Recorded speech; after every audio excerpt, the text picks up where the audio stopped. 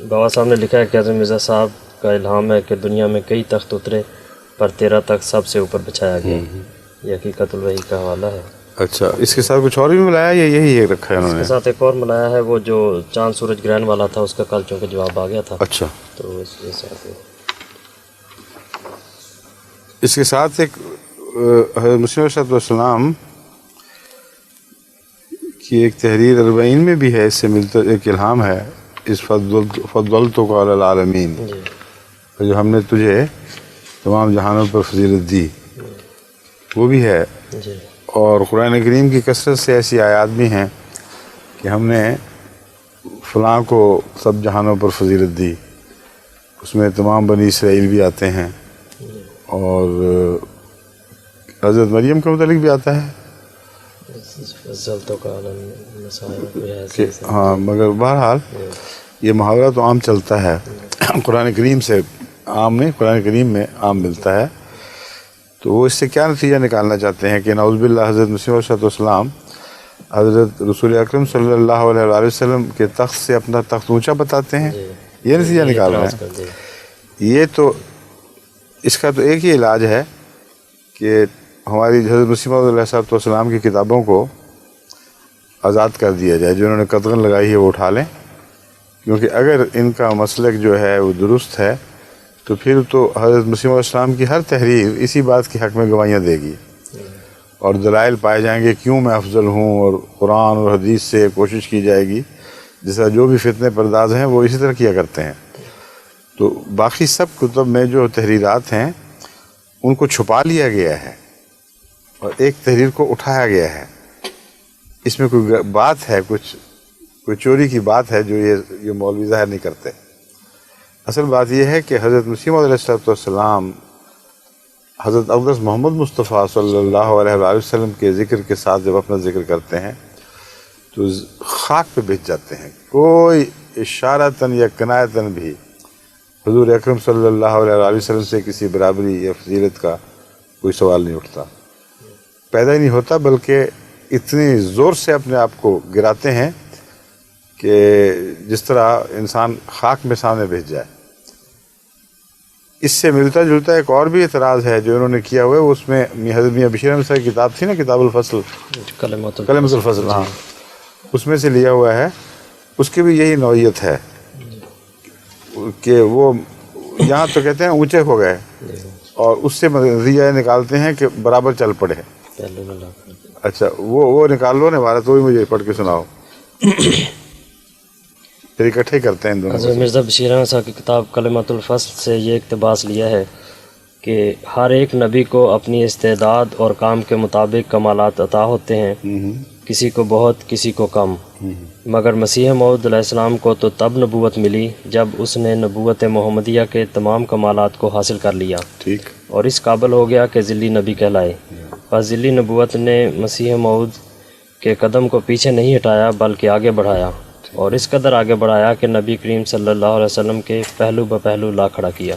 ठीक है, ये अब एक ही मजमून से मिलती जुलती बातें हैं, इनका इकट्ठा जवाब देते हैं। एक साथ दूसरी इबारत भी है इसी किताब पढ़ लो, वही पढ़ लो कि इस सूरत में क्या इस बात में कोई शक रह जाता है कि कादियान में अल्लाह ताला ने फिर मोहम्मद सल्लल्लाहु अलैहि वसल्लम को उतारा। ये मजमून तो उससे है, वो बासफिल उम्मीयीन रसूल मिनहुम वाली। अच्छा, ये दो अलग अलग मजमून हैं। ये जो मजमून है सिर्फ इतने हद तक रहने दो। ठीक है। अब बात यह है कि हज़रत मसीह अलैहिस्सलाम की एक तहरीर पेश करके और हज़रत मिर्ज़ा बशीर अहमद साहब की एक तहरीर पेश करके ये तासुर दिया गया है दुनिया को कि हज़रत मसीह अलैहिस्सलाम का भी ये अक़ीदा था और आपकी औलाद का भी और जमात का भी ये अक़ीदा है कि हज़रत मसीह अलैहिस्सलाम कम अज़ कम रसूल सल्लल्लाहु अलैहि वसल्लम के बराबर ज़रूर हैं, और हकीकत ये है कि बढ़कर हैं, नाउज़ बिल्लाह मिन ज़ालिक, क्योंकि कहते हैं कि तेरा तख्त सब तख्तों से ऊपर बिछाया गया। सवाल ये है कि जब मसीह अलैहिस्सलाम ने ये लिखा तो क्या बात कर रहे हैं, तमाम ज़मानों में तमाम अंबिया से ऊपर, या अपने ज़माने की बात कर रहे हैं? इसी मज़मून में वो फजल तो वाली आयत है जो कुरान करीम में मिलती है और मसीह अलैहिस्सलाम को भी इल्हाम हुई, यानी اس کو مضمون الہام ہوا ہے، اس فضلتو کا علی العالمین، جب میں نے تجھے تمام جہانوں پر فضیلت دی۔ دیکھنا یہ ہے کس زمانے کی بات ہو رہی ہے، جو کہنے والا ہے اس کے ذہن میں کون لوگ ہیں جن پر فضیلت ہے۔ اس کا ترجمہ تو حضرت مسیح علیہ السلام خود کر چکے ہیں۔ دیکھیے حضرت مرزا اظہر کے الفاظ، جس قدر لوگ تیرے زمانے میں ہیں سب پر میں نے تجھے فضیلت دی، تو بات تو کھل گئی فوراً۔ یہ 1400 سال پہلے سے حضرت اقدس محمد مصطفیٰ صلی اللہ علیہ وآلہ وسلم کا ذکر کر کے مقابلہ کیسے کر سکتے ہیں؟ اس لیے جھوٹ اور شرارت ہے، بعض عبارتیں چھپا لیتے ہیں اور لوگوں پر ایک غلط تاثر دینے کی کوشش کرتے ہیں۔ یہ اعتراض تو احمدی کے نزدیک اتنے بودے ہیں کہ کوئی چھوٹے سے چھوٹا احمدی بھی پڑھا ہو لکھا ہو یا ان پڑھ ہو، ایک ثانیے کے لیے بھی وہم نہیں کر سکتا کہ حضرت مسیح موعود علیہ السلام سے محمد رسول اللہ علیہ وسلم کے مقام کو برابر یا نیچا دکھائے۔ ہر ایک احمدی کی گھٹی میں یہ گھول کے بچپن سے پلایا گیا ہے کہ حضرت مسیح علیہ السلام نے جو کچھ پایا اپنے آقا محمد رسول اللہ علیہ وسلم سے پایا ہے۔ اس لیے یہ عبارتیں سب اپنے محل سے اٹھا کر جو بیان کرنا چاہتی ہیں ان سے ایک طرف کر کے محض فتنہ پیدا کرنے کی کوشش کی جا رہی ہیں، جو جماعت احمدیہ کا اصل عقیدہ نہیں ہے۔ اصل عقیدہ کیا ہے؟ اگر وہ عبارتیں جماعت کی کتابوں میں نہ ہوتی تو پھر مولوی کہتے کہ ہمیں پتہ نہیں تھا کیا مطلب ہے، وضاحت نہیں ہو سکی اس لیے ہم نے الزام لگا دیا۔ مگر اس کی تو گنجائش کوئی نہیں۔ انہوں نے تو خوب مسیح موعود علیہ السلام کی کتابوں کا مطالعہ کیا ہے، کونوں خطروں میں جا کر اس نیت سے تلاش کیے کہیں سے کوئی چیز مل جائے، اور جو سب تحریریں ان کی ہیں ان کے اعتراضات کو اگر جمع کیا جائے تو 40-50 صفحے زیادہ سے زیادہ بنتے ہوں گے، جس میں ان کے طرف سے اعتراض اکٹھے ہو جائیں گے۔ مگر حضرت مسیح موعود علیہ السلام کی 100 سے زائد کتب ہیں، وہ ساری انہوں نے پڑھی ہیں اور اعتراض تلاش کیے ہیں اور بورڈ کے بورڈ بیٹھے رہے ہیں ان کے۔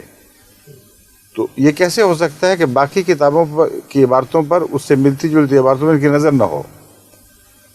شرافت اور دیانت کا تقاضا ہے کہ ایک مضمون پر اگر کوئی عبارت ملے تو اس سے ملتی جلتی دوسری عبارتیں ساتھ ملا کر دیکھو، پھر وہ مطلب نکلتا ہو تو بے شوق سے حملے کرو۔ لیکن اس لیے عبارتیں پیش نہیں کرتے کہ وہ مطلب نہیں نکلتا، بلکہ وہ مطلب جو نکالتے ہیں وہ ملیا میٹ ہو جاتا ہے، اس کو کچھ بھی باقی نہیں رہتا۔ اب میں مثالاً حضرت مسیح علیہ السلام کی عبارتیں آپ کے سامنے رکھتا ہوں۔ یہ جو پہلی دونوں عبارتیں تھیں وہ اربعینی سے لی گئی ہیں، اسی جگہ جہاں وہ کہتے ہیں نا کہ دنیا کے میں کئی تخت اترے پر تیرا تخت سب سے اوپر بچھایا گیا، یہ حقیقت الوحی کی ہے، وہ اربعین کی ہے دوسری۔ اچھا یہ وضاحت ہو جائے۔ اب میں بتاتا ہوں۔ حضرت مسیح موعود علیہ السلام فرماتے ہیں یہ عاجز بھی اس جلیل الشان نبی کے آخر خادمین میں سے ہے، آخر خادمین، سب خادموں سے عاجز، جو سید الرسل اور سب رسولوں کا سرتاج ہے، یعنی محمد رسول اللہ، ان کے آخر خادموں میں سے یہ عاجز بھی ہے۔ سب رسولوں کا سرتاج کن معنوں میں ہے؟ اگر وہ حامد ہیں تو وہ احمد ہے۔ یہ تو ویسے بھی مولویوں کو سمجھ ہی نہیں آنی بات کی، کیونکہ اس میں عرفان کی باتیں ہیں۔ کہتے ہیں جتنے رسول تھے وہ خدا کی حمد کرنے والے تھے، مگر یہ احمد ہے، سب سے زیادہ حمد اس نے کی ہے۔ اور اگر وہ محمود ہیں تو وہ محمد ہے۔ اگر ان کی تعریف فرمائی گئی ہے کہ وہ بہت اچھے ہیں تو یہ تو محمد ہے کہ اس سے بڑھ کر تعریف ممکن ہی نہیں۔ خدا نے اگر ان کو محمود سمجھا تو محمد رسول اللہ علیہ وسلم کو محمد سمجھا، محمد ہی قرار دیا۔ یہ ہے مسلک جو ہر احمدی کا ہے، ہر بچہ جانتا ہے۔ اس لیے جب بھی کوئی ایسی بات کرتا ہے تو احمدی بیچارے حیران ہو کے دیکھتی ہے کہ وہ کیا کر کے رہے ہیں، یہ مولوی کیا ثابت کرنا چاہتے ہیں کہ سورج زندہ ہے؟ یہ تو ایسی بات ہے جیسے کوئی کہ رات کے میں ثابت کر کے دکھا دیتا ہوں کہ رات روشن ہوتی ہے اور دن اندھیرا ہوتا ہے۔ آگے حضرت مسیح موعود علیہ السلام فرماتے ہیں واللہ یعلم انی عاشق الاسلام و فداء حضرت یہ کیا ہے محمد انا یہاں خیر الانام ہے، و فداء حضرت خیر الانام و غلام احمد المصطفیٰ صلی اللہ علیہ وآلہ وسلم آئینہ کمالات اسلام صفحہ 388۔ اللہ تعالیٰ جانتا ہے کہ میں اسلام کا حقیقی عاشق اور حضرت خیر الانام پر دل و جان سے فدا اور ان کا غلام ہوں۔ جب یہ اعلان ہو رہے ہوں تو اگر کسی نے کوئی عبارت لکھی ہے تو وہ جانتا ہے، ساری دنیا کو پتہ ہے اس کے تابع، ان واضح اور کھلے کھلے محکم اعلانات کی تابع وہ ساری باتیں ہوں گی جو کسی اور موقع پر کسی اور ضمن میں محمد رسول اللہ علیہ وسلم یا حضرت مسیح علیہ السلام کے حوالے سے چلیں گی۔ ان کو توڑ کر کوئی بات آگے نکل ہی نہیں سکتی، اتنے مضبوط پہرے بٹھا دیے ہیں حضرت مسیح علیہ السلام نے شان مصطفیٰ کی حفاظت میں کہ کسی احمدی کیا کوئی شریر سے شریر آدمی باہر کا جو حملہ کرنا چاہے اس کو بھی طاقت نہیں ہے کہ تقویٰ کو توڑے بغیر یہ حملہ کر سکے۔ تقویٰ کی چادر پھاڑ کے باہر آ جائے پھر جو مرضی کرتا پھرے۔ آگے سنیے حضرت مسیح علیہ السلام کی آخری وصیت کیا ہے۔ فرماتے ہیں آخری وصیت یہی ہے کہ ہر ایک روشنی ہم نے رسول نبی امی کی پیروی سے پائی۔ ساتھ والا مضمون کہاں گیا؟ مرزا بشیر احمد صاحب نے لکھا کہ ذلی طور پر ساتھ کھڑے ہو گئے اور ذلی ہونے کے لحاظ سے کوئی نقصان نہیں پہنچا۔ اس کا ترجمہ یہ کرتے ہیں کہ ہم مرتبہ ہو گئے، لیکن اس عبارت کے بعد ہم مرتبہ کی کون سی گنجائش باقی رہ جائے گی؟ جو مسیح موعود کی اپنی عبارت ہے، اس پر مرزا بشیر احمد صاحب کی عبارت کو ترجیح دیں گے؟ وہ تو مضمون بالکل اور ہے، معنی اور ہے۔ غیر مبین سے بحث ہو رہی تھی۔ غیر مبین کہتے تھے کہ دیکھو ذلی نبوت کا مطلب ہے نبوت ہے ہی نہیں، سایہ ہی ہے صرف۔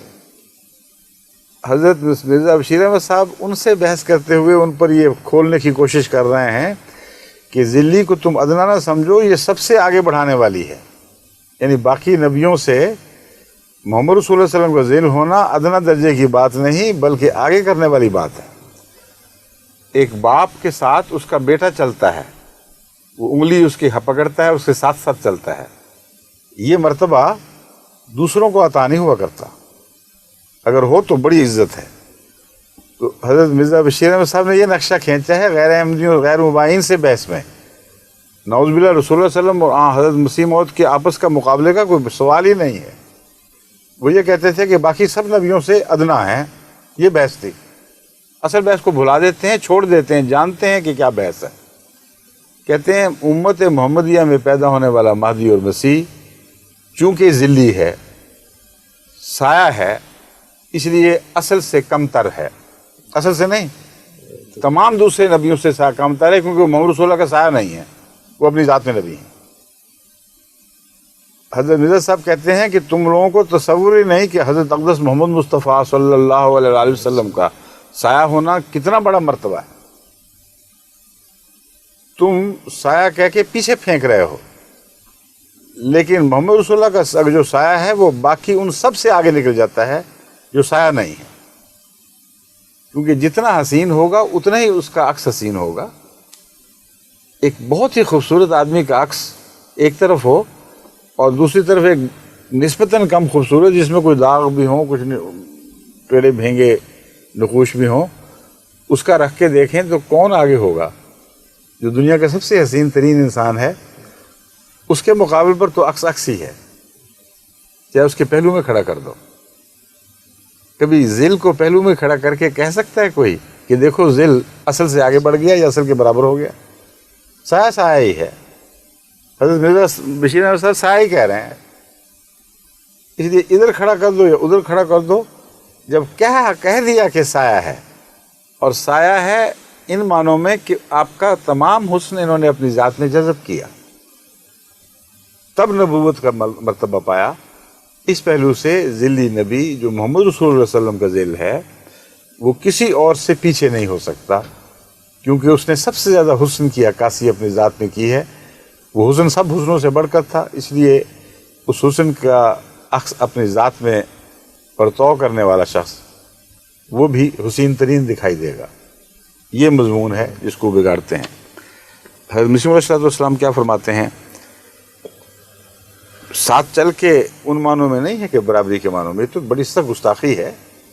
حضرت مرزا بشیر احمد صاحب کے کونے خطرے دماغ میں کسی کونے میں بھی یہ وہم نہیں آ سکتا تھا کہ کہ ساتھ چلانے سے مراد یہ ہے کہ محمد صلی اللہ علیہ وسلم کے برابر ہو گئے ہیں. جیسے میں نے کہا ذیل کہہ رہے ہیں برابری کا خیال پیدا کرنا ہی ناممکن ہے، مگر مسیح علیہ السلام کی تحریر بالکل کھلی اور واضح ہیں. نبی امی کی پیروی سے پائی ہے، جو شخص پیروی کرے گا وہ بھی پائے گا.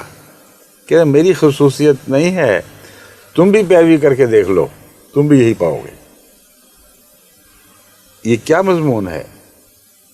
یہ وہی مضمون ہے جو قرآن کریم میں بیان ہوا ہے کہ ان کنتم تحبون اللہ فاتبعونی یحببکم اللہ.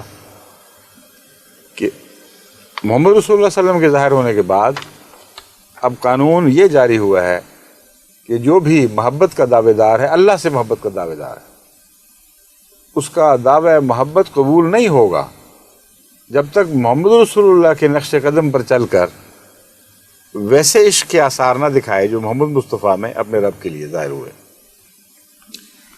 تو فرماتے ہیں ایسی قبولیت اس کو ملے گی کہ جو شخص پیروی کرے گا وہ بھی پائے گا، اور ایسی قبولیت اس کو ملے گی کہ کوئی بات اس کے آگے انہونی نہیں رہے گی.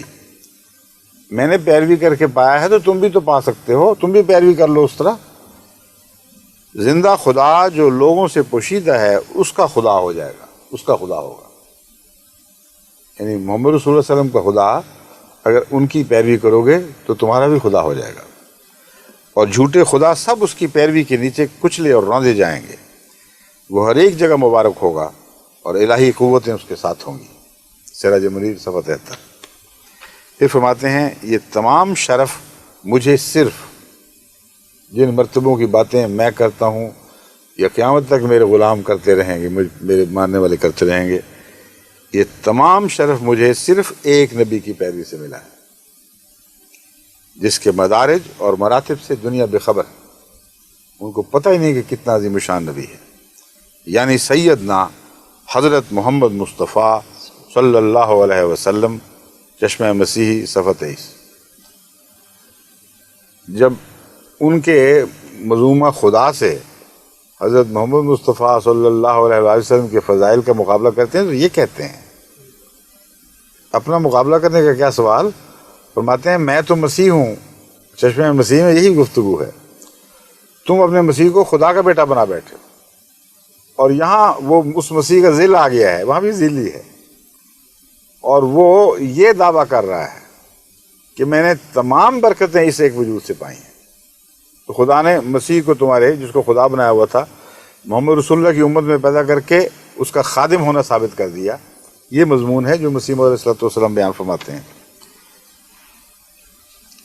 پھر فرماتے ہیں اس نے محض خدا کے فضل سے نہ اپنے کسی ہنر سے اس نعمت سے کامل حصہ پایا ہے جو مجھ سے پہلے نبیوں اور رسولوں اور خدا کے برگزیدوں کو دی گئی تھی. اس نے محض یہ عبارت اس سے پہلے کچھ چھٹی ہوئی ہے، میرا خیال ہے اپنی طرف خاکسار یا عاجزانہ ذکر کر کے یہ فرمایا ہوگا. اس نے یعنی اس عاجز نے محض خدا کے فضل سے نہ اپنے کسی ہنر سے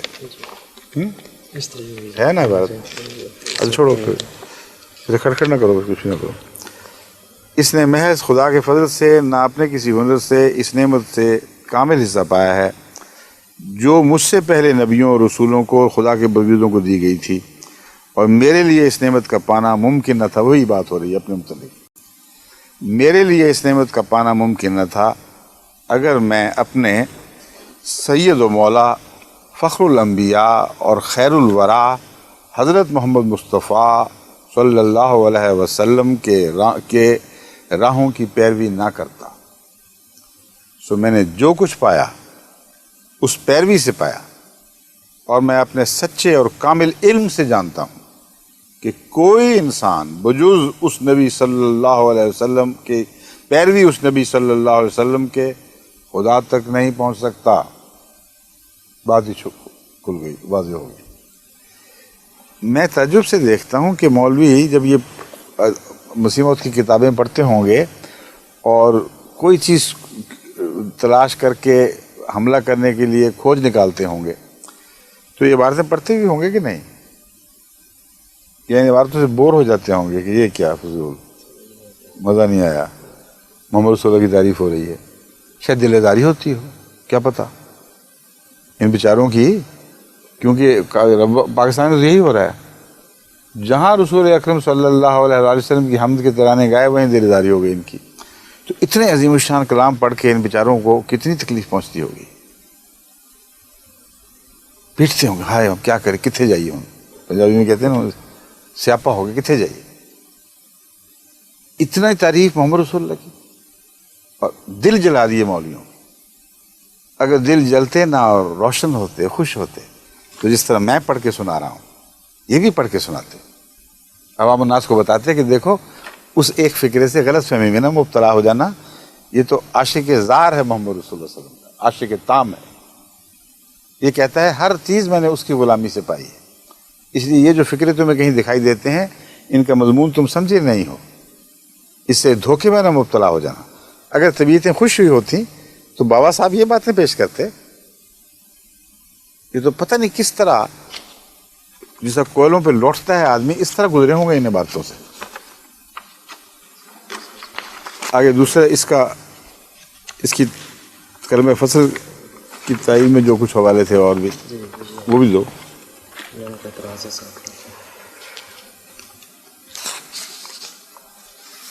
نہیں وہ جو دوسری بات اس کے ساتھ لگائی ہوئی تھی،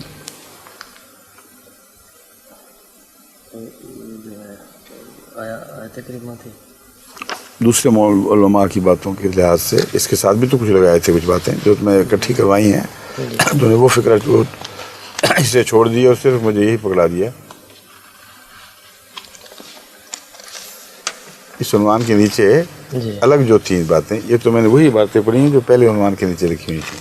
اس کے ساتھ کون سی لگی ہوئی تھی؟ اس کے ساتھ کھول کیوں دیا اس کو؟ پھر اسی کے ساتھ لگا، دونوں اکٹھا کرنا تھا. نہیں وہ الگ الگ کروانی تھی. دیکھتے ہیں. اب بابا صاحب کا میں دوسرا اس کا وہ ایک اکٹھا ہی ہے، جواب آ گیا ہے. ورنہ ایسے بہت سے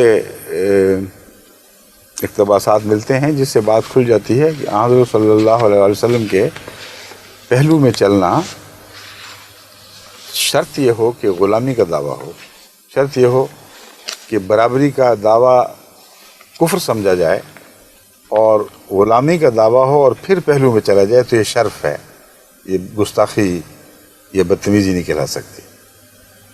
یہ تو ایک عزت کے حصول کے لیے ایک تمنا ہے جسے خدا نے پورا کیا اگر سچی تمنا ہے. اگر پورا نہیں کیا تو زیادہ سے زیادہ یہ کہہ سکتے ہو کہ دل ان کا بڑا چاہتا تھا کہ محمد رسول اللہ کے پہلو پر بچوں کی طرح انگلی پکڑ کر چلیں، مگر ہم نہیں سمجھتے کہ ان کو یہ مرتبہ ہے. اس سے زیادہ کچھ نہیں کہہ سکتے. اب سنیے بابا صاحب کی دوسری عبارت کہ قادیان میں اللہ تعالیٰ نے پھر محمد صلی اللہ علیہ وسلم کو اتارا ہے. کہتے اب بتاؤ کون سا شک رہ گیا؟ مرزا غلام احمد کا نام محمد رکھ دیا، اب بچ کے کس طرح نکلو گے؟ اس کا جواب سن لو. فرمایا ہے اپنے وعدہ کو پورا کرے تاکہ اپنے وعدہ کو پورا کرے. اور وعدہ کون سا ہے؟ وہ قرآن کریم کی اس آیت کی طرف اشارہ ہے حضرت مرزا بشیر احمد صاحب کا، جس میں یہی لکھا ہوا ہے کہ آئندہ جو بھی آئے گا اس کی باسط محمد رسول اللہ کی باسط ہی ہوگی، ان سے الگ نہیں ہوگی. بس قرآن نے جب محمد کا نام ان معنوں میں دیا جن معنوں میں محمد صلی اللہ علیہ وسلم کو اللہ کا نام دیا، تو ان مولویوں کو تکلیف کس بات کی ہوتی ہے یہ سمجھائیں ہمیں پہلے. اگر شرک مراد ہے کہ محمد کا شریک کر دیا گیا، نعوذ باللہ من ذالک، محمد رسول اللہ صلی اللہ علیہ وسلم کا کہ برابر کر دیا محمد کیا کر، تو پھر اس پر قائم ہو جاؤ. پھر جہاں جہاں یہ نام کسی کو ملتا ہے اس کو برابر سمجھو اور شریک بناؤ. تو کیا تم حضرت محمد رسول اللہ صلی اللہ علیہ وسلم کی عبادت شروع کر دو گے؟ اس لیے کہ اللہ تعالیٰ نے آپ کو قرآن کریم میں 3 مرتبہ اللہ کا نام دیا ہے اور اللہ فرمایا گیا ہے. کھول کر یہ آیتیں میں پہلے پیش کر چکا ہوں، دوبارہ ضرورت نہیں ہے. تو اب بتائیے کہ محمد نام دینے سے ان کو اتنی تکلیف جو پہنچی ہے یہ کیوں پہنچی ہے؟ اگر یہ برابری کا دعویٰ ہوتا تو واقعتاً تکلیف پہنچنی ہوتی، ہمیں پہنچتی، ان سے زیادہ پہنچتی. کیونکہ خدا گواہ ہے زمین و آسمان کا کہ حضرت مرزا صاحب کے تصور کے ساتھ آج تک کبھی کوئی کسی احمدی نے حضرت محمد مصطفیٰ صلی اللہ علیہ وسلم کے تصور کو برابر نہیں کیا. اس کو وہ کفر سمجھتا ہے، اس کو ظلم سمجھتا ہے، کچھ تصور بھی نہیں کر سکتا. جہنمی بات ہے اگر ان معنوں میں ہے. اگر ان معنوں میں ہے جن میں قرآن کہہ رہا ہے تو ہم کون ہوتے ہیں قرآن کو بدلنے والے؟ مجال ہے کسی کی کہ وہاں سے قرآن کے اس مضمون کو اٹھا کر ایک طرف پھینک دے؟ اس لیے قرآن سے لڑ رہے، ہم سے تو لڑ ہی نہیں رہے. جو حوالہ ہے مرزا حضرت بشیر احمد صاحب نے اگر قرآن کی آیت کی طرف اشارہ کیا تھا وہی بات کہنی تھی جو قرآن نے کہی ہے.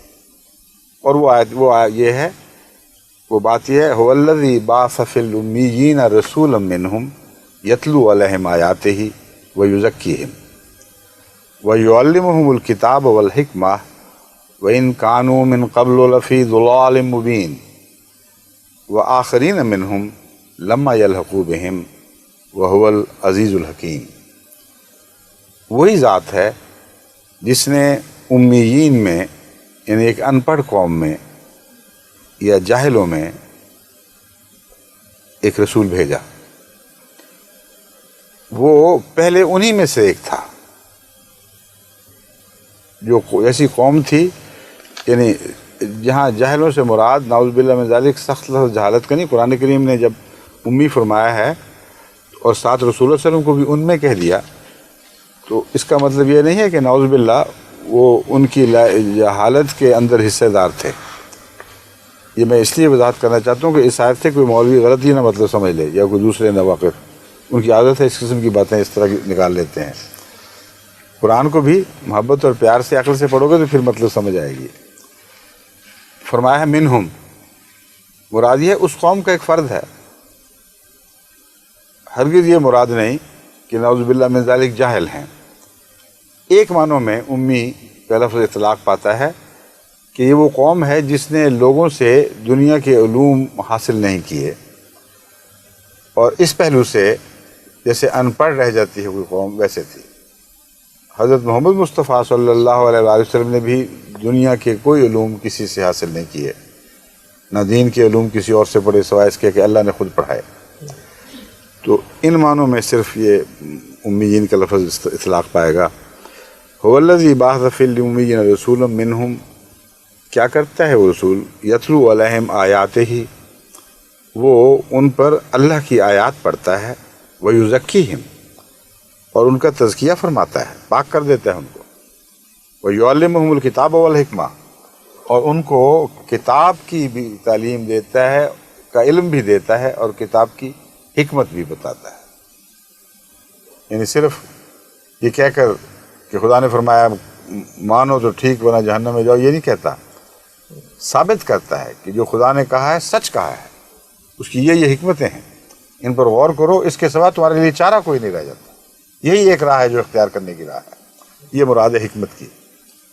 یہ بات ختم ہو گئی، رسول اللہ صلی اللہ علیہ وسلم تشریف لے آئے، الحمدللہ حکمت بھی نازل ہوئی، علم کی تشریحات بھی آپ نے فرما دیں. پھر کیا ہوا؟ فرمایا وَإِن كَانُوا مِن قَبْلُ لَفِي ضَلَالٍ مُبِينٍ. ہم جو ضلال کہہ رہے ہیں اس سے پہلے گمراہی میں تھے، وہ پہلے کی باتیں، اب نہیں رہی.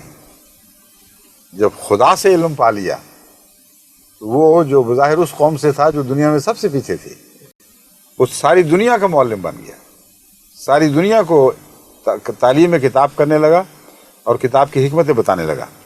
تو اس مضمون کی طرف اشارہ ہے کہ کوئی غلطی سے یہ نہ سمجھنا کہ حضرت محمد رسول اللہ پیچھے رہ گئے ہیں باقی دنیا سے علم میں. وَإِن كَانُوا مِن قَبْلُ لَفِي ضَلَالٍ مُبِينٍ، تھے کسی زمانے میں، گزر گئی وہ بات، اور یہ کہہ کر یہ بتا دیا کہ چلے کہاں سے تھے اور کہاں پہنچے. یعنی اس قوم میں سے ہونا آپ کی گستاخی، آپ کے لیے کوئی شرم کا موجب نہیں ہے، بلکہ کمال کا یہ موجب ہے کہ وہاں سے سفر کیا اور کہاں تک جا پہنچے. اور معراج کی حقیقت بھی اس کے اندر اس طرح داخل ہو گئی. ان کانوں میں ان کو پرانی باتیں ختم ہوئیں، اب تو علم و حکمت کے سرچشمے جاری ہو گئے ہیں. وآخرین منہم لما یلحقوا بہم، کسی اور کا ذکر نہیں چل رہا، محمد رسول اللہ صلی اللہ علیہ وسلم کا ذکر چل رہا ہے، یاد رکھو. اور آخرین منہم، ان کے آخرین میں بھی مبعوث فرمائے گا. کس کو؟ کن لوگوں میں؟ کس کو کا ذکر ہی نہیں، کیونکہ سوائے محمد رسول اللہ کے کسی کا ذکر ہی اور کوئی نہیں چل رہا. پوچھو کس کو فرمائے گا، تو نام تو کوئی اور نہیں لیا. کیسے محمد کے سوا کوئی اور نام رکھا جا سکتا ہے؟ کیونکہ حضرت محمد رسول اللہ کا ذکر خیر چل رہا ہے. جن کی طرف بھیجا ان کا ذکر فرما دیا. وہ آخرین منہم، وہ ان میں سے آخرین ہوں گے کچھ. یعنی جس طرح یہ جاہل تھے، ایک دفعہ پھر دنیا جاہل ہو جائے گی، یعنی علوم دینیہ سے بے بہرا ہوگی، ان کی حقیقتوں سے ناشنا ہوگی. محمد رسول اللہ پھر ان میں ظہور فرمائیں گے، مبعوث ہوں گے. لما یلحقوا بہم، حالانکہ وہ ملے نہیں ہیں اب تک، وہ دور کی باتیں ہیں. وہو العزیز الحکیم، اور اللہ تعالیٰ غالب اور بزرگی والا ہے، جو چاہتا ہے کر کے دکھاتا ہے. اس کے اندر بزرگی پائی جاتی ہے. عزیز کا مطلب ہے عزت والا، اور عزیز کا مطلب ہے غالب. تو اس کا حقیقی ترجمہ ہے بزرگی والا غالب ہے، وہ غالب بزرگی والا ہے. الحکیم، اور بہت حکمتوں والا ہے. یہ تھی وہ آیت جس کی طرف حضرت مرزا صاحب نے اشارہ کیا تھا، میاں بشیر احمد صاحب رضی اللہ تعالیٰ عنہ نے، کہ اس آیت میں دیکھ لو وہاں نام محمد ملتا ہے، مگر کن معنوں میں ملتا ہے یہ سوال ہے. ایک ایسے غلام کے معنوں میں جس نے اپنا سب کچھ کھو دیا ہو اور آقا کا نام اسے عطا ہوا ہو، یا ایک ایسے شخص کی صورت میں جو محمد کا برابر ہو کر اس کا شریک بن کر بعد میں از خود اپنی عظمتوں کے ساتھ پیدا ہوا ہو. اگر یہ دوسرا خیال ہے تو اس آیت پر بہتان ہے. کوئی شریف النفس مسلمان اس آیت کی طرف یہ دوسرا ترجمہ مبعوث ہی نہیں کرتا، نہ کر سکتا ہے. تو جب اس کا اشارہ کر دیا تو پھر تم اس کی طرف وہ ترجمہ منسوب کرنے کا حق کیسے رکھتے ہو؟ کسی مولوی سے، کسی مفسر سے اس کا ترجمہ کروا کے تو دیکھو. کوئی یہ کہنے کی جرت ہی نہیں کر سکتا کہ یہاں خدا تعالیٰ نے نعوذ باللہ رسول اللہ صلی اللہ علیہ وسلم کا مقام گرا دیا ہے، یہ کہہ کر کہ آپ آخرین میں نازل ہوں گے. کیونکہ سب جانتے ہیں کہ جس میں عنصری کے ساتھ بنفس نفیس، تو آپ آخرین میں نازل نہیں ہوں گے، آخرین میں مبعوث نہیں ہوں گے، وہ تو ہو چکے. اس لیے یہ کہنا، اس آیت کا یہ ترجمہ کر لینا کہ خدا تعالیٰ نے نعوذ باللہ حضرت محمد رسول اللہ کا نام آنے والے کو دے کر جو آخرین کی طرف آئے گا، اپنے رسول کا مقام گرا دیا اور آنے والے کو اس کا شریک برابر کر دیا. جو ترجمہ مولوی اس آیت کا یہ کرے گا وہ جھوٹا ہے. سارے دوسرے مولوی اس پہ لعن طعن کریں گے. اور مرزا بشیر احمد صاحب کیا کہہ رہے ہیں؟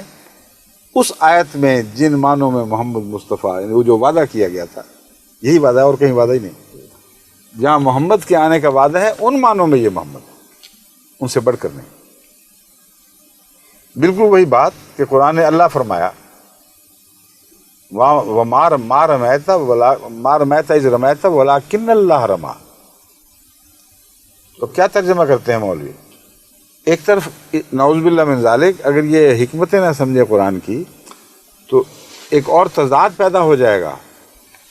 ایک طرف نعوذ باللہ من ذالک محمد رسول اللہ کا مقام اتنا گرا دیا کہ یہ کہہ دیا کہ بعد میں جو آئے گا وہ اپنے طور پر محمدیت کی صفات لے کر اٹھے گا اور اس محمد کا شریک بن کر ایک اور محمد اتر آئے گا.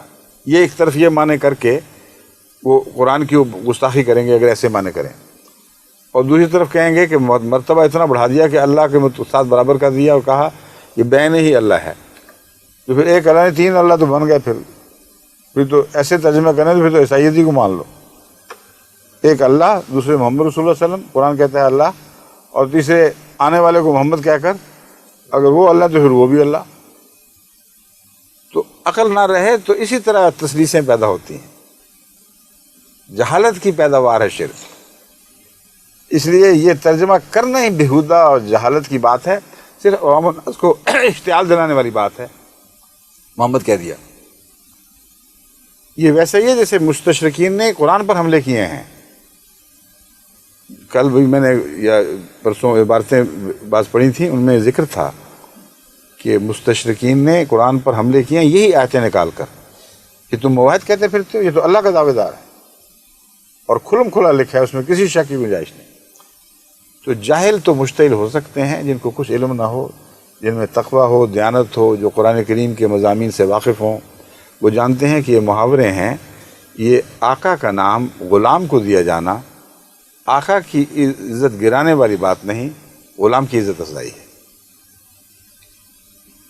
لیکن عزت افزائی غلامی کی حد تک، اس سے آگے نہیں،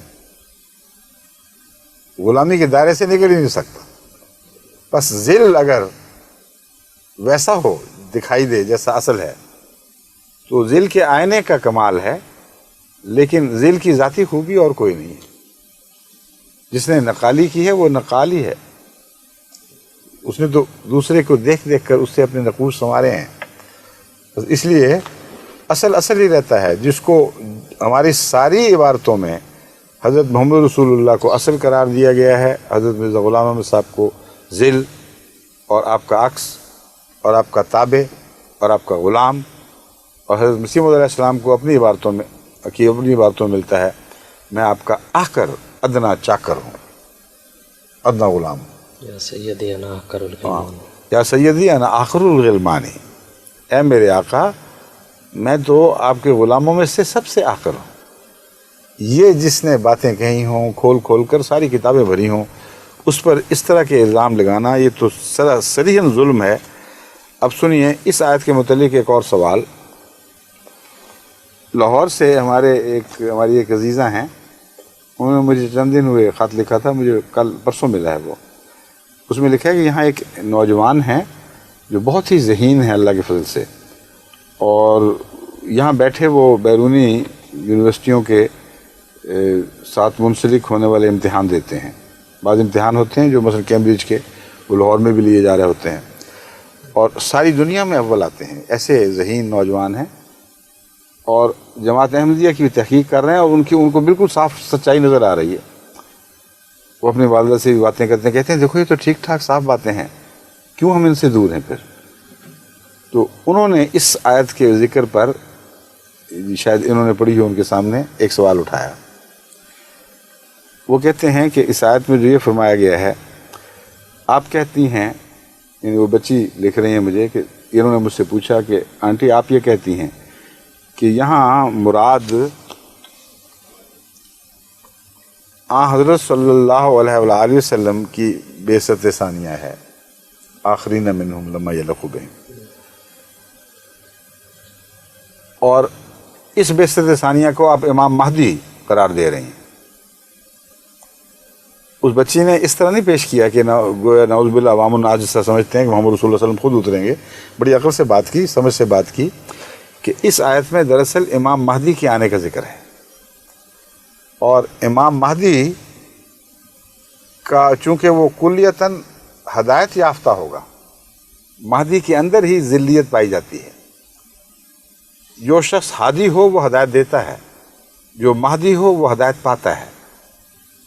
اسی لیے جو چاند سورج کی گواہی والی حدیث ہے، اس میں حضور اکرم صلی اللہ علیہ وسلم فرماتے ہیں اِنَّ لِمَہْدِیِّنَا، ہم سے ہدایت پانے والے مہدی کی یہ نشانیاں ہوں گی، جو ہماری ہدایت کے تابع اور غلامی کے نیچے ہوگا، جو ہمارا ہوگا۔ تو انہوں نے بڑی ذہانت سے اس کے سوال کے جواب میں، اس بچے کے پہلے ایک سوال کے جواب میں یہ کہا کہ قرآن کریم کی یہ آیت ہے جو مجھے دکھائی دے رہی ہے جس میں مہدی کا ذکر ہے۔ تو انہوں نے اس پر تعجب کیا، انہوں نے کہا کہ اس بات کی کچھ وضاحت ہو کہ وہ کون لوگ، کس طرح ذکر ہوا آخرین منہم لما یلقوا بہم سے۔ تو کہتے ہیں ہم تو یہی سمجھتے ہیں اور ہمیں یہی سمجھایا جاتا ہے کہ مراد یہ ہے کہ حضرت محمد رسول اللہ ہی اولین کی طرف بھی مبعوث ہیں اور آخرین کی طرف بھی مبعوث ہیں، یعنی کوئی نیا نازل نہیں ہوگا۔ یہ تھا سوال اس بچے کا بالآخر۔ میں نے بحث کا پس منظر آپ کو دکھا دیا ہے، اب میں آپ کو اس کے متعلق سمجھاتا ہوں۔ بعض علماء آج کل اس آیت کے مضمون سے بچنے کے لیے یہی معنی پیش کرتے ہیں کہ سیدھی ساری بات ہے، اول کا بھی رسول آخر کا بھی رسول، بیچ میں لما یلحقوا بہم کی کیا بحث آئی؟ وہ ابھی تک ملے نہیں. اور یہ کیا ہوا کہ جو بیچ کے سارے بزرگ تھے سارے غائب، ان کی طرف مبعوث نہیں تھے. آپ تو اولین کی طرف بھی مبعوث، آخرین کی طرف مبعوث، اور قیامت تک آنے والے سب کی طرف مبعوث. تو آخرین کی جو بحث یہاں اٹھائی گئی ہے، اس کا یہ مطلب ہرگز نہیں ہے کہ یہی وہ رسول ہے جو اول کی طرف کے رسول ہے اور آخر کی طرف رسول ہے. آپ تو تمام جہانوں کے رسول ہیں. دوبارہ اس آیت کو پڑھیں، وہ مضمون سے نہیں نکلتا. میں اس کی تائید میں اب ایک اور بات کروں گا ابھی ٹھہر کے. هو الذی بعث فی الامیین رسولا منہم یتلو علیہم آیاتہ، وہی ہے جس نے امیین کی طرف رسول بھجوایا جو اس کے آیات ان پر تلاوت کرتا ہے اور ان کو پاک فرماتا ہے اور علم کتاب دیتا ہے اور حکمت کتاب دیتا ہے. وَإِن كَانُوا مِن قَبْلُ لَفِي ضَلَالٍ مُبِينٍ، اس سے پہلے وہ کھلی کھلی گمراہی میں تھے. وَآخَرِينَ مِنْهُمْ لَمَّا يَلْحَقُوا بِهِمْ، اور آخرین کی طرف بھی جو ابھی نہیں ملے. اس میں وہ سارے زمانوں کے رسالت کا ذکر نہیں ہے، وہ تو ہیں ہی سب جہانوں کا رسول، ہر زمانے کا رسول. آخرین کو کیوں چنا گیا ہے؟ ان معنوں میں چنا گیا ہے کہ آپ کی ایک مثالی بعثت، تمثیلی بعثت آخرین میں بھی ہونے والی تھی. فرمایا وہ هو العزیز الحکیم، وہ اللہ غالب، بزرگی والا اور حکمت والا ہے. پھر اس بات کی طرف اشارہ کر کے کہ یہ خاص بات ہے، فرماتا ہے ذالک فضل اللہ یؤتیہ من یشاء. یہ جو دوسری بات ہم کر رہے ہیں، یہ ایک ایسا فضل ہے جسے چاہے گا اللہ دے گا. تم یہ نہیں کہہ سکتے اس کو دینا اس کو نہیں دینا. واللہ ذو الفضل العظیم، واللہ وہو الفضل. دیکھ لو واللہ مل جاتا ہے. قرآن کریم کی سورہ جمعہ میں نکال لیں تاکہ وہ نہیں ذو الفضل العظیم کے ساتھ ہوا ہے یا واللہ. دیکھ لو لما یلحقوا بہم وہو العزیز الحکیم ذالک فضل اللہ یؤتیہ من یشاء واللہ ذو الفضل. واللہ ہے ٹھیک ہے. یؤتیہ من یشاء واللہ ذو الفضل العظیم، اور اللہ بہت بڑے فضلوں والا ہے. اب سوال یہ ہے کہ جب یہ آیت نازل ہوئی، بخاری شریف میں اس کا کیا قصہ بیان ہے، کیا واقعہ ہوا، کیسے ہوا، اور صحابہ نے کیا سمجھا؟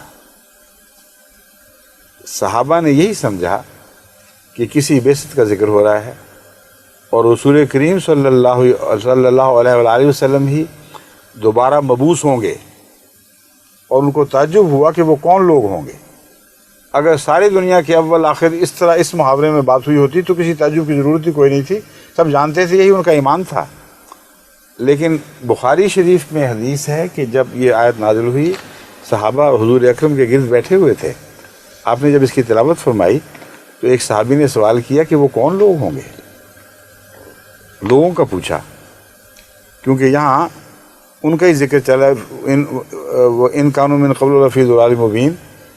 یہ نہیں پوچھا کہ آپ دوبارہ آئیں گے یا کیا قصہ ہے. حالانکہ اس آیت سے یہ بحث اٹھنی چاہیے تھی کہ یا رسول اللہ، آپ تو اولین اور آخرین کے ہیں ہی، تو آپ کے دوبارہ آنے کا کیوں ذکر ہے، اور وہ کون لوگ ہیں جن کی نسبت کے ساتھ آپ کو دوبارہ لانے کی بات کی جا رہی ہے. اس کو انہوں نے سمجھا کہ واقعتاً یہی ہوگا، آپ ہی نے آ جانا ہے. مگر تعجب سے یہ تھا کہ وہ آدمی کون ہے. اگر سارا زمانہ تھا تو یہ پوچھنے کا کیا مطلب تھا وہ کون ہے؟ سارا زمانہ تھا. یہ استدلال میں کر رہا ہوں اس سے، یہ سمجھیں غور سے کہ اگر ساری دنیا کی طرف مبعوث ہیں، قرآن کہہ رہا ہے کہ مبعوث ہیں، تو صحابہ کو ذہن میں یہ خلش کیوں اٹھی کہ وہ کون لوگ ہیں، وہ کوئی خاص لوگ ہیں جن میں محمد رسول اللہ کی بسط ہو رہی ہے. اس کے جواب میں حضرت صلی اللہ علیہ وآلہ وسلم نے ان کے اس خیال کو رد نہیں فرمایا، بلکہ اس آیت کی تشریح فرما کر اس بات پر ہمیشہ کے لیے مہر تصدیق ثبت کر دی کہ کسی آنے والے کا ذکر ہے، اور وہ میں بنفس نفیس نہیں ہوں گا. اگرچہ نام میرا دیا گیا ہے لیکن ہوگا کوئی اور اس کی تشریح یوں ہوئی کہ جب کہنے والے سوال کرنے والے نے سوال کیا تو حضور اکرم صلی اللہ علیہ وسلم نے اعراض فرمایا اور جواب نہ دیا. پھر اس نے سوال کیا, پھر آپ نے اسی طرح خاموشی اختیار کی. پھر تیسری مرتبہ جو سوال کیا تو آپ نے ایک جواب دیا. اس جواب کی طرف سے پتہ چلتا ہے کہ جو تیسرا جواب ہے وہ وحی کے نتیجے میں ہے, کیونکہ تمام اہل علم جانتے ہیں کہ حضرت اقدس محمد رسول اللہ صلی اللہ علیہ وسلم کا یہ طریق تھا, یہ سنت پاک تھی کہ جب کسی سوال کا جواب نہیں آتا تھا خود بظاہر راست یا پوری طرح اس پر عبور نہیں سمجھتے تھے تو وحی کا انتظار فرماتے تھے. اور یہی مضمون ہے جو قرآن کریم نے فرمایا ما ينطق عن الهوى ان هو الا وحی یوحی. یہ اپنے نفس کی باتوں سے بات نہیں کرتا بلکہ اس وحی کے مطابق بات کرتے ہیں جو یوحی اس پہ ہو رہی ہے, اترتی ہے اس پر. تو کچھ جب تیسری دفعہ سوال ہوا تو معلوم ہوتا ہے اس وقت اللہ تعالیٰ نے اس مضمون پر روشنی ڈال دی ہے. پتہ کیا جواب دیا؟ یہ نہیں کہا کہ میں تو سب کی طرف ہوں ہی, یہی مراد ہے, ان لوگوں کی کیا بات کر رہے ہو. آپ کے ارد گرد کچھ لوگ بیٹھے ہوئے تھے, سلمان فارسی بھی ان میں تھے, ان کے کندھے پر ہاتھ رکھا اور فرمایا لو کان الایمان عند الثریا لنالہ رجل من ہؤلاء. رجال من ہؤلاء آتا ہے اور پھر رجل بھی آتا ہے, دونوں آتے ہیں. میں نے رجل کی تلاوت کی ہے اس موقع مال کے مطابق, لیکن حدیث میں رجال بھی آتا ہے, ایک سے زیادہ ایسے انسان ہوں گے, اور پھر رجل بھی ہے, ایک غیر معمولی طاقت کا انسان بھی ہوگا جو کیا کرے گا. اگر ایمان ثریا ستارے پر بھی چلا گیا تو وہاں سے ایک رجل کامل اٹھے گا, زمین سے ایک رجل کامل اٹھے گا جو آسمان سے ستارے ثریا ستارے سے ایمان کو کھینچ کر دوبارہ زمین پر لے آئے گا. اور رجال کے معنی یہ ہوں گے کہ پھر وہ اور اس کے ساتھی, جیسے فرمایا محمد رسول اللہ والذین معہ, اس کے ساتھ اور بھی ایسے ہوں گے خدمت کرنے والے جو ایمان کو تقویت دینے والے ہوں گے, جو آسمان سے ایمان کھینچ کر زمین پر اتارنے والے ہوں گے. اب یہ جواب اس آیت کے ساتھ کیا تعلق رکھتا ہے؟ اولین اور آخرین کی بات کے تعلق میں اب اس کو سمجھو غور سے. قرآن تو فرما رہا ہے کہ محمد رسول اللہ صلی اللہ علیہ وسلم, اگر وہ ترجمہ مولویوں والا درست ہے, اولین اور آخرین کے سب کے, یعنی سب دنیا کے رسول برابر ہیں, ہر زمانے کے ہیں. تو اس سوال کا پھر کیا موقع, وہ کون لوگ ہوں گے؟ سارا زمانہ مسلسل چل رہا ہے, سارے جہان کے, چینی, جاپانی, ترکی, انگلستانی, یورپ کے ہوں یا امریکہ کے ہوں, شمال کے ہوں یا جنوب کے ہوں, تمام تر محمد رسول اللہ صلی اللہ علیہ وسلم کی امت بنا دیے گئے ہیں, ان معنوں میں کہ امت بنانے کے لیے پیدا کیے جا رہے ہیں. ان کو کوئی حق نہیں اس امت سے ہٹ کر کسی اور امت کی پیروی کریں. یہ مضمون اگر ہو تو وہ کون لوگ ہوں گے کا سوال کیا ہے؟ حضور فرماتے ہیں یہ تم کیسا لگا سوال کر رہے ہو, میں یہ قرآن فرما رہا ہے میں سب کے لیے ہوں, اور تم نے اٹھا کے یہ سوال شروع کر دیا وہ کون ہوں گے, اور مراد تمہاری یہی ہے کہ میں کن میں آؤں گا. یہ کہا نہیں لیکن جواب میں ظاہر ہے.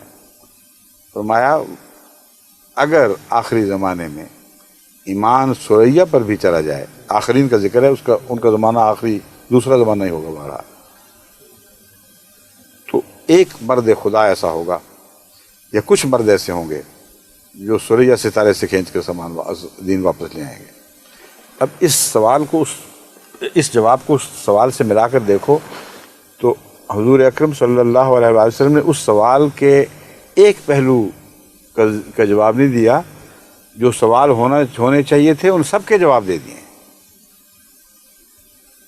اور اس سے ثابت ہوتا ہے مزید کہ صرف یہ نہیں کہ بخاری کی حدیث ہے, اتنا گہرا عرفان ہے اس حدیث میں کہ محمد رسول اللہ کے سوا کوئی یہ بات بنا ہی نہیں سکتا تھا. جواب کچھ, سوال کچھ, جواب کچھ, لیکن کامل, اور جو ہونا چاہیے وہ اس طرح کامل جواب بنتا ہے کہ سوال یہ اٹھتا تھا اگر کسی آپ کے دوبارہ آنے کا ذکر ہے تو یا رسول اللہ ہمیں بتائیے کہ کیوں آئیں گے دوبارہ. قرآن کامل ہے, قرآن مکمل ہو گیا, کبھی تبدیل نہیں ہوگا, سنت پیچھے رہ گئی, آپ کا دین مکمل آخر تک کے لیے ہے, کسی اور کی ضرورت کیا ہے وہ؟ یہ سوال اٹھنا چاہیے تھا. پھر سوال اٹھنا چاہیے تھا کہ اگر کسی نے آنا ہی ہے تو پھر جیسا کہ قرآن فرماتا ہے محمد دوبارہ نازل ہوگا گویا، تو واقعتاً آپ ہی ہوں گے یا آپ سے ملتا جلتا کوئی وجود ہوگا، یہ کیا چیز ہوگا؟ کچھ یہ بھی تو بتایا جائے. پھر سوال اٹھ سکتا تھا کہ پہلے تو عربوں میں سے آئے تھے آپ، آنے والا وہ عربوں میں ہی میں سے ہوگا یا کوئی غیر عربوں میں سے، اجمیوں میں سے ہوگا؟ اور پھر یہ سوال اٹھ سکتا تھا کہ آپ ہدایت جب لے آئے ہیں تو اس ہدایت کے ہوتے ہوئے کسی اور ہدایت کی کیا ضرورت ہے؟ کیا وہ نئی ہدایت لائے گا؟ اس کا بھی جواب ملنا چاہیے. ہاں، حضرت صلی اللہ علیہ وسلم کے جواب میں دیکھ لیجئے سارے جواب موجود ہیں. ہاں، اور کتنی دور بعد آئے گا؟ وہ عنقریب آ کر ملنے والے ہیں ہم سے یا بہت دور کے لوگ ہیں جن کی بات ہو رہی ہے؟ اب سنیے جواب، سارے جواب ہیں. فرمایا دیکھو کتاب کامل ہے، میں کامل ہوں، مگر حقیقت یہ ہے کہ کتابوں کے ہوتے ہوئے بھی ایمان اٹھ جایا کرتے ہیں.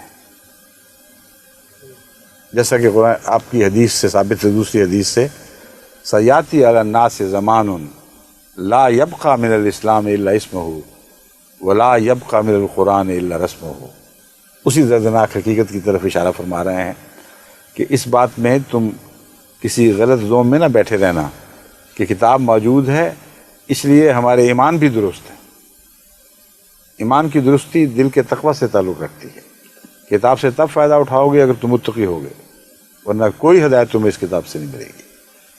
یہ مضمون فرماتے ہیں افسوس ایک ایسا زمانہ آنے والا ہے جبکہ اسلام محض نام کا رہ جائے گا اور قرآن لکھنے کے لیے رہ جائے گا. یہاں یہ نہیں فرمایا پڑھنے کے لیے رہ جائے گا، یہ بھی کہہ سکتے تھے. یعنی گویا ان کا پڑھنا نہ پڑھنے کے برابر ہے. ان کی تلاوت گویا کہ کوئی حیثیت نہیں رکھتی کیونکہ ان کو سمجھ کچھ نہیں آتی اور ان کے دلوں میں نہیں ڈوبتی، ان کے اعمال میں پاک تبدیلیاں نہیں پیدا کرتی. یہ مضمون ہے، تو اسی کی طرف اشارہ ہے. تو جب جس کو اسلام نام کا ہو، جس کا قرآن صرف تحریر کے لیے رہ جائے، اس کو نور خدا اور ایمان کہاں سے نصیب ہوگا؟ فرمایا ایسا زمانہ آنے والا ہے. جب وہ زمانہ آئے گا تو آنے والا چاہیے، کیونکہ میں موجود، میری کتاب موجود، میں ایک زندہ نبی، اپنی برکتوں کے لحاظ سے، اپنے فیوز کے لحاظ سے، ان سب باتوں کے ہوتے ہوئے جب دنیا ایمان سے پھر جائے گی تو کوئی آئے گا تو واپس آئے گی. بہت گہرا حکمت کا کلام ہے. فرماتے ہیں کہ تم جو مجھے دیکھ رہے ہو، میری موجودگی کی وجہ سے تم میں سب نور ہے. میرا فیض جاری رہے گا، لیکن اگر میں ذاتی طور پر تربیت خود نہ کر رہا ہوں تو میرے سے زمانہ جتنا دور ہٹے گا اتنا ہی اس میں خرابیاں پیدا ہوں گی. اسی لیے مجدد کی پیشگوئی فرمائی کہ ہر صدی کے سر پہ مجدد آئیں گے. لیکن یہ جو آخری ہے جس کی بات فرما رہے ہیں، کہتے ہیں وہ بہت عظیم شان مجدد ہوگا. وہ ایسا ہوگا کہ گویا اس زمانے میں ایمان ہی اٹھ چکا ہے اور وہ آسمان سے باتیں کرتا ہوگا، وہ آسمان سے ایمان کو کھینچ کر واپس لائے گا. اس لیے اس کو یہ نام دیا گیا ہے، یہ مراد ہے. اور زمانہ بھی بتا دیا، کیونکہ یہ وہم و گمان بھی نہیں کیا جا سکتا کہ حضور صلی اللہ علیہ وآلہ وسلم کے وصال کے مان بعد ایسا اندھیرا چھا جائے کہ روشنی کی کوئی رمق دکھائی نہ دے. اس نقشے کے مطابق تو بڑا اندھیرا ہے. تو ایسا ہوگا، اس وقت آئے گا جب کہ ایمان سریا پر جا چکا ہوگا، زمین کے پاس ہی نہیں بیٹھا ہوگا. یعنی آسمانی نور آسمان کی طرف اڑ جائے گا، وہ اسے اتار کر واپس لائے گا. تو بہت دیر کی بات ہے، دور کے زمانے کی بات ہو رہی ہے. تو آخرین سے مراد وہ دوسرے لوگ، وہ دوسری قوم جو بہت بعد میں آنے والی ہے.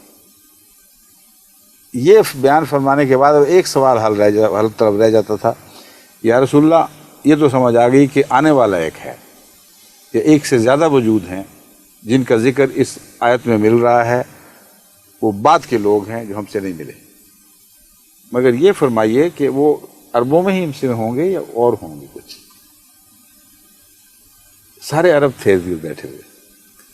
ایک غیر عرب کا کندھا تھا جو سلمان فارسی کا تھا. آپ کا دست مبارک اس غیر عرب کندھے پر پڑتا ہے اور فرماتے ہیں کہ لَنَالَهُ رَجُلٌ مِّنْ هَٰؤُلَاءِ، ان لوگوں میں سے یعنی غیر عربوں میں سے، عجمیوں میں سے وہ وجود ہوگا۔ اہل فارس بھی ترجمہ کیا جاتا ہے اس کا، اس کو کوئی غلط کہنے کا حق نہیں رکھتا، مگر میں اسے زیادہ وسیع تقسیم میں دیکھ رہا ہوں۔ ایک طرف عرب ہیں جن کو خدا نے ساری دنیا کی سب سے بڑی نعمت عطا کر دی، سارے زمانوں کی، اور سب سے بڑا فضل عطا فرما دیا۔ اب باقی دنیا کو خدا ہمیشہ محروم ہی رکھے گا یا غلام باہر سے پیدا کر دے گا؟ اگر اسے صرف اہل فارس کی طرف منسوب کرو، ان کی طرف منسوب کرنے کی وجوہات موجود ہیں، مگر بعض دفعہ ایک تفسیر کے علاوہ اور بھی تفسیریں ہوتی ہیں۔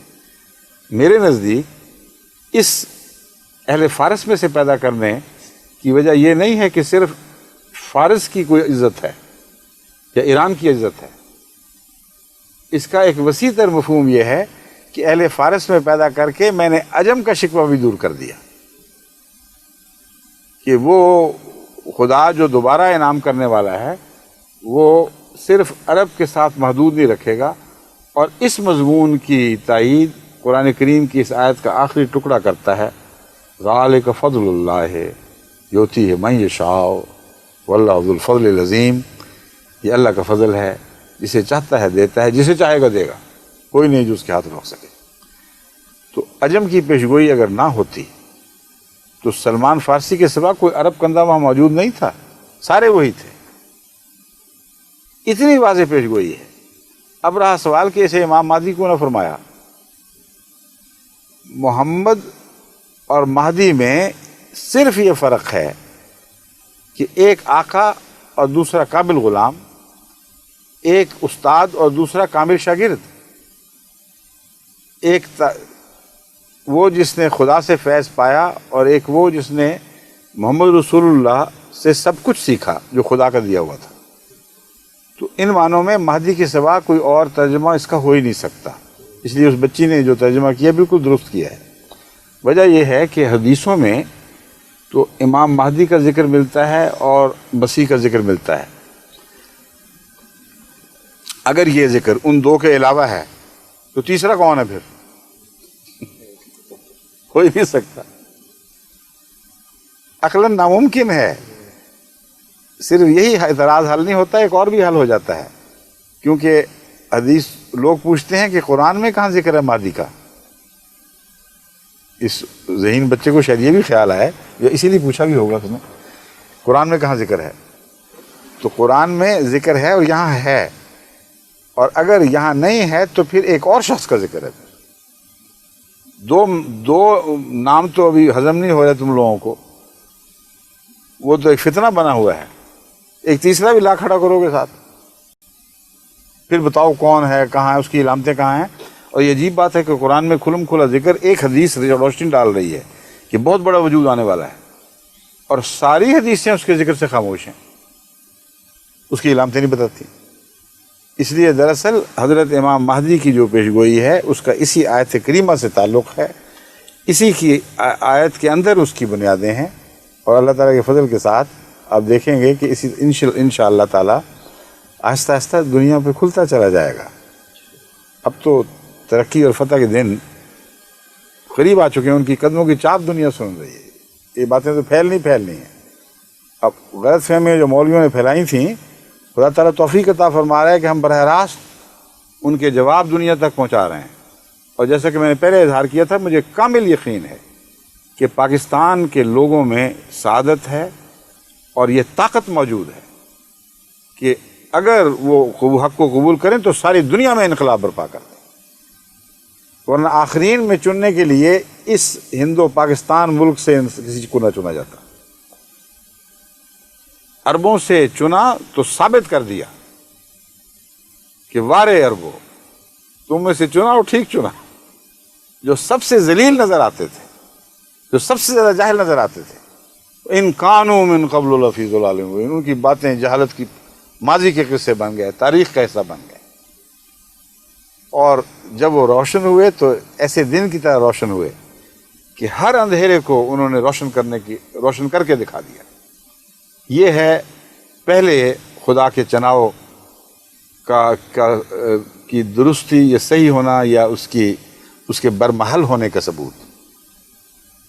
عربوں نے اپنی قربانیوں سے اور دنیا میں دین کو پھیلا کر سچ کر دکھایا کہ اللہ کا انتخاب خوب انتخاب تھا۔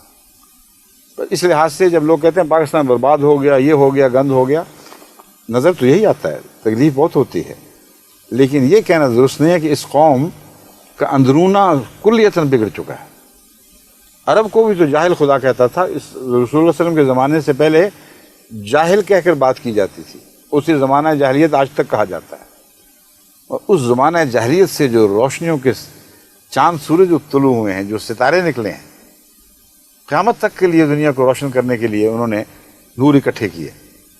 تو اللہ تعالیٰ نے جب دوبارہ کسی قوم کو اپنے فضلوں کے لیے چنا ہے تو میں تصور بھی نہیں کر سکتا کہ ان کے متعلق یہ کیا سوچوں کہ ان کا باطن اندر تک گندا اور وہ اس قابل ہی نہیں ہے کہ نور ہدایت کو سمجھیں۔ اگر اس قابل نہ ہوتے تو اتنے 10-12 سال کے ظلم کو اس طرح ہنسی خوشی سے برداشت کرتے۔ ہزاروں آدمی گھروں کے آرام چھوڑ کے جیلوں میں چلے گئے، لیکن حضرت صلی اللہ علیہ وسلم سے اپنا دامن نہیں چھوڑایا۔ کتنے ہیں جنہوں نے ووٹ بنائے اور قیمت یہ ادا کی کہ رسول اللہ صلی اللہ علیہ وسلم سے دامن چھوڑاؤ۔ جب تحقیق ہوئی تو پتہ لگا اکثر وہ ہیں جو احمدی تھے ہی نہیں، وہ نہ ادھر کے تھے نہ ادھر کے تھے، اور جو چند تھے وہ دین سے مرتد ہوئے ہیں۔ ان کا احمدیت سے کیا تعلق؟ انہوں نے تو یہ لکھ دیا، دستخط کر دیے کہ ہم وہ ہیں جن کا کلمہ شہادت سے کوئی تعلق نہیں۔ وہی بات ختم ہو گئی۔ جب کلمہ شہادت سے تعلق توڑا تو جڑیں اکھیڑ دی تو درخت کا کون سا باقی رہا ہے پھر؟ اس لیے میں سمجھا رہا ہوں کہ جماعت احمدیہ نے تو ترقی کرنی ہے، کوئی روک نہیں سکتا، کیونکہ مادہ خدا نے وہ چنا ہے جس میں عظیم قربانیوں کی صلاحیت موجود ہے، جس میں پھیلنے کی صلاحیت موجود ہے، جس میں پیغام کی خاطر سب کچھ فدا کرنے کی صلاحیت موجود ہے۔ مغرب میں آتے ہیں تو ان کے رنگ میں رنگین ہونے کی بجائے یہاں صوفیاء پیدا ہو رہے ہیں، اللہ کے بندے، ایسے غلام جو دن رات اپنا سب کچھ اسلام پر خرچ کر رہے ہیں۔ مجھے ابھی کل ہی ایک خط ملا ایک نوجوان کا کہ میں نے بیعت کی ہے، بوسنین نے لکھا ہے مجھے خط، کہتا ہے میں نے بیعت کی ہے لیکن میں آپ کو بتا دینا چاہتا ہوں کہ کیوں کی ہے۔ کہتا ہے میں نے احمدی دیکھے اور غیر احمدی بھی دیکھے، یورپین بھی دیکھے اور دوسری قوموں کے لوگ بھی دیکھے، مگر مجھے احمدی سب سے جدا دکھائی دی اور میں حیران رہ گیا کہ دنیا کے پردے پر ایسی مخلوق بھی ہے جو دن رات بھلائیوں کی باتوں میں مصروف اور خدمت دین میں مصروف، خدمت خلق میں مصروف، ان کا شغل ہی اور کوئی نہیں، اور جہاں میں جاتا ہوں، جس مجلس میں بیٹھتا ہوں، یہی باتیں ہو رہی ہیں۔ کوئی غریبوں کی مدد کی باتیں کر رہا ہے، کوئی دین پھیلانے کی باتیں کر رہا ہے، اور ایک جماعت ہے جو اس کام میں ڈوبی پڑی ہے۔ وہ کہتے ہیں مجھے نہیں پتا مولوی کا اسلام کا کیا تصور، وہ لکھتے ہیں کہ میرا تصور وہی ہے جو تم ہو، بس مجھے کسی دلیل کی ضرورت نہیں ہے، میں نے احمدیوں کو زندہ اسلام کے طور پر دیکھ لیا ہے۔ اور یہ اکثر جن کی باتیں کریں وہ پاکستانی ہیں، جو نام لکھے ہیں وہ سارے پاکستانی تھے، پہلے پاکستانی پھر جرمن ہو گئے یا انگلستانی ہو گئے، ان سب کو ذکر کر کے وہ بتاتا ہے۔ کچھ انگلستان کے نوجوان ہیں، کچھ جرمن سے جانے والے، جرمنی سے جانے والے ہوں گے۔